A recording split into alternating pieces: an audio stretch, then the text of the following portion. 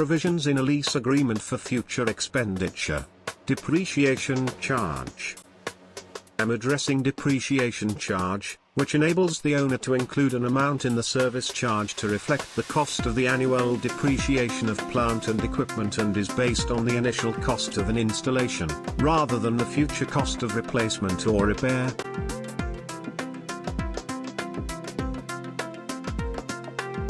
Please like, share and subscribe for more videos and write your comments or questions.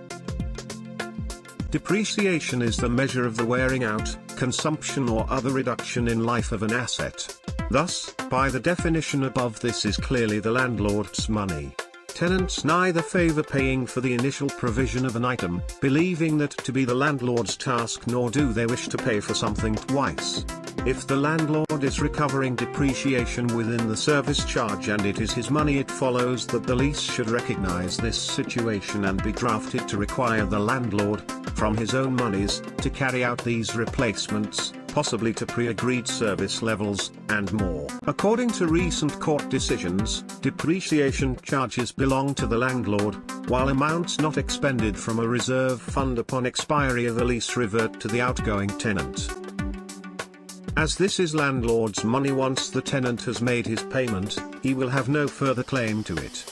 It is therefore essential that both parties fully understand how the landlord has calculated the charges, to what it relates, and that in paying the cost of depreciation the tenant would have no responsibility for any further costs when the item to which the charge relates is eventually replaced. Landlords must also be aware that they risk a claim for damages for breach of covenant if they do not replace equipment at an appropriate time, which results in failure to provide the service.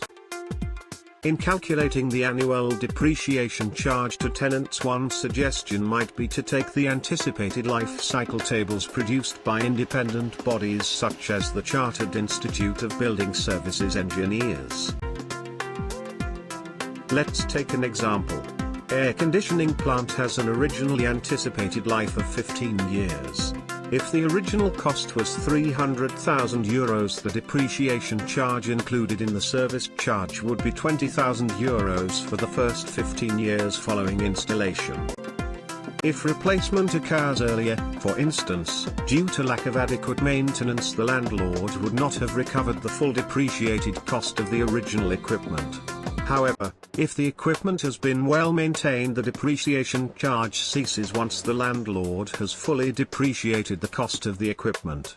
The landlord therefore has a vested interest in ensuring the plant and equipment is adequately and properly maintained throughout its life.